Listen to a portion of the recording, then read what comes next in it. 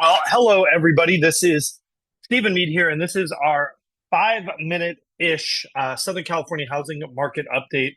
Obviously, there's a lot going on. I actually have a home inspection that I have to leave and run out here for in a couple of minutes. I wanted to get this done because I think there is actually a lot to talk about. If you're somebody who's watching the market, you're kind of wondering what's really going on. And I think there's a lot of different voices that are out there. I think you've got the doomsayers, right? They're saying this is the beginning of the end. And then you've got sort of the hopeless romantics, right, who say we are just around the corner from another 10% price increase here. I don't think either of those people are right. I don't think there's data to support either, but we're going to go through it. Let's go ahead and get started.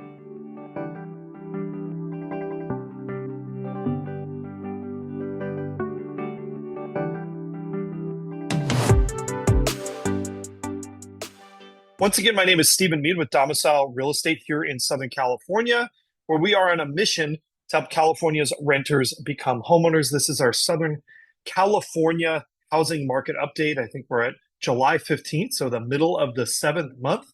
I just want to go ahead and jump into this stuff because I think realistically, there's just a lot of sort of information, people talking out there, and not really a lot of people going over what's actually going on by the numbers. So let's go ahead and get started. Active listings, they are up. That's been a trend that we have seen. This inventory level is climbing.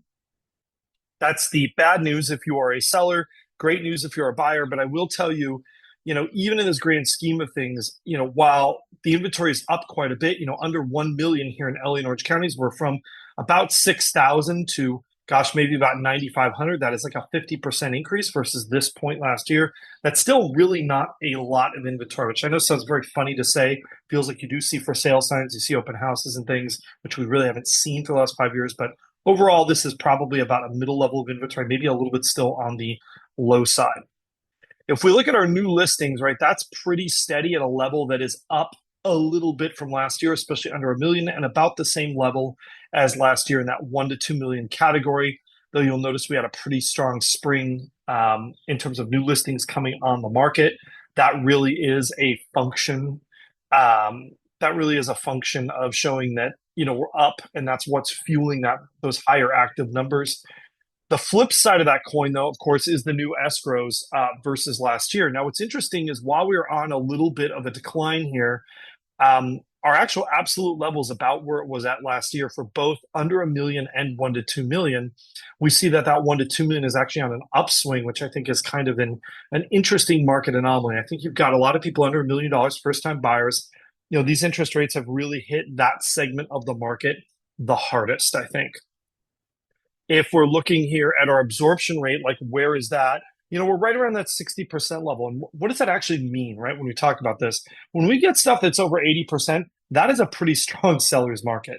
We get stuff around 60%. This starts to look a lot more like a balanced market, right? It just means that, nobody's giving away the farm on either side, right? Buyers aren't willing to do crazy things like eliminate all contingencies. And sellers are not willing to either just kind of take a complete haircut after 9 days on the market. So, if you're out there, I think you need to temper some of your expectations if you're a buyer or a seller, because the reality is that while things are slower, this is actually a pretty balanced market. We just haven't seen what that's looked like in a number of years.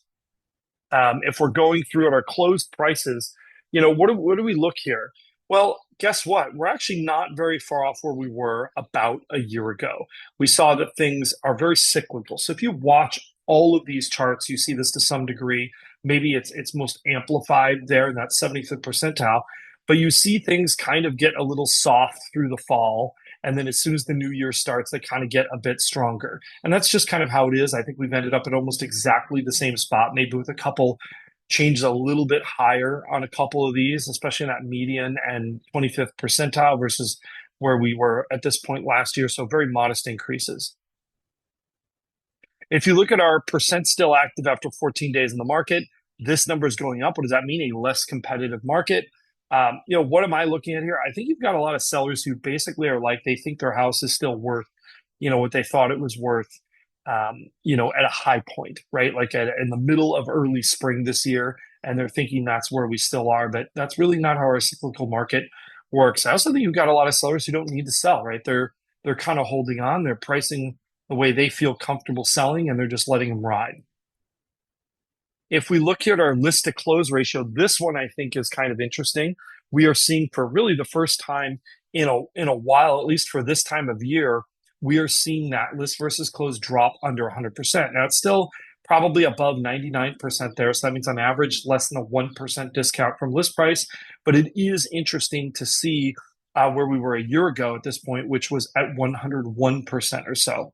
So definitely seeing that shows a disparity, right, between what buyers think a house is worth and what sellers really think their home is worth. Whenever you see this away from 100%, it either means the buyers are optimistic or the sellers are optimistic. If you look at our days on market for new contracts, that number has gone up. It has crested 40 days, but you can see it's showing signs of evening out. By the way, for those of you who were around or not been around before the pandemic, 40 some days is pretty normal. In fact, it's actually a little on the short side.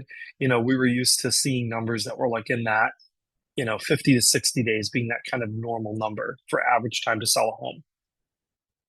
Then we have our affordability index, right? And I've always loved this chart because this tells me a lot about the market. And whenever you see that blue line and the yellow line coming together, that really means that buyers out there are facing kind of an interesting choice between buying and renting, right? And that there's a less premium attached. Now, we've noticed if these numbers get too far apart, meaning the payment on homes gets too big relative to where rents are, that can really kind of cause some issues in your market. When these start to go together, however, what you're doing is you're positioning in a place that allows some future price growth. That doesn't mean it's going to be here today or tomorrow, but it allows that potential for price growth. And I think, if we see those rents continue to kind of go up a little bit, I think you are going to see there's a little bit more room. I really think this is an interesting market right now that is sort of hinging on some of these interest rate swings. I think if you see even a modest drop, you're going to see that under 1 million market kind of really, really get pretty active again because those buyers are so sensitive to interest rates.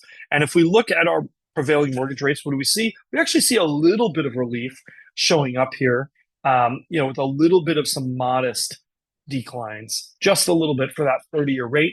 As I've mentioned a couple times in the past, that 30-year rate is not necessarily indicative of, where we are in terms of what kind of mortgage rates buyers are actually getting. A lot of buyers are doing those ARM loans because they make so much sense right now because it's a pretty big discount. And if you think rates might drop, it's not necessarily worth doing a buy down. It's not necessarily worth paying points unless you really need to, because if in the next 12 months there is an opportunity to refinance, you don't want to have any of that sunk cost that you've spent for those benefits.